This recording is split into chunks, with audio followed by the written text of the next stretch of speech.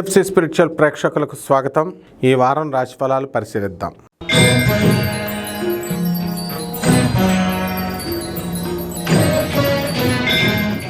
ధనుస్సు రాశి.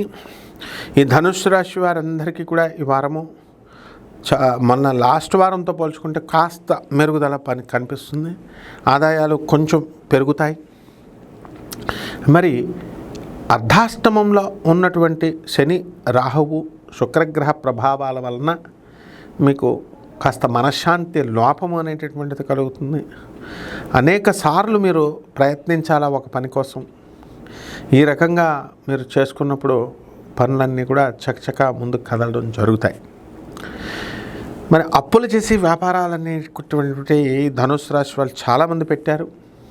వాళ్ళ బిల్డింగ్లు అమ్మడవడం కానీ, స్థలాలు అమ్మడవకపోవడం కానీ, లేకపోతే బట్టలు మరి ఎక్కువ రేట్లు పెట్టి మీరు కొని మళ్ళీ అమ్మకాలకు పెట్టారు కాబట్టి అమ్మడవకపోవడం వల్ల కాస్త ఇబ్బందిగా మీకు అనిపిస్తుంది. కానీ త్వరలో మీకు ఈ వారంలో కాస్త బిజినెస్ పర్వాలేదు, ఇంకా కూడా పికప్ అయ్యేటటువంటి అవకాశాలు కనబడుతున్నాయి.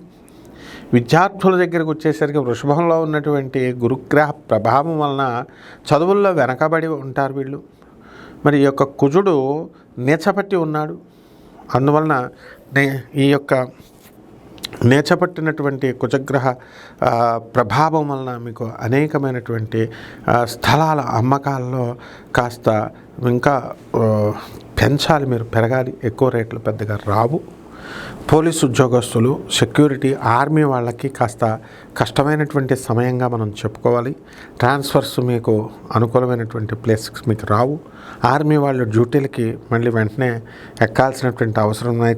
సెలవులన్నీ కూడా హుట్టాహుట్నే క్యాన్సిల్ అయ్యి పాకిస్తాన్ మరి భారత యుద్ధం మరి అంతా కూడా ఆ వాతావరణం వచ్చేసింది కాబట్టి డ్యూటీలు అంతా కూడా బార్డర్స్ దగ్గర డ్యూటీలు చేస్తున్నటువంటి వాళ్ళని గవర్నమెంట్ వెనక్కి పిలుస్తుంది. ఆ హడావుల్లో మీరు ఉంటారు.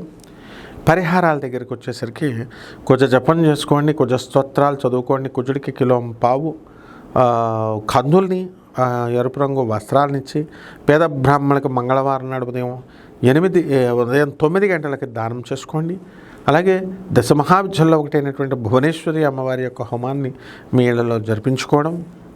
అలాగే మనము రావి చెట్టు చుట్టూ మరి ప్రదక్షిణాలు చేయాలి. మీరు రావి చెట్టుకి 108 ప్రదక్షిణాలు శనివారం నాడు చేయడం ద్వారా అద్భుతమైనటువంటి ఫలితాలు మీకు లభిస్తాయి. శుభమస్తు.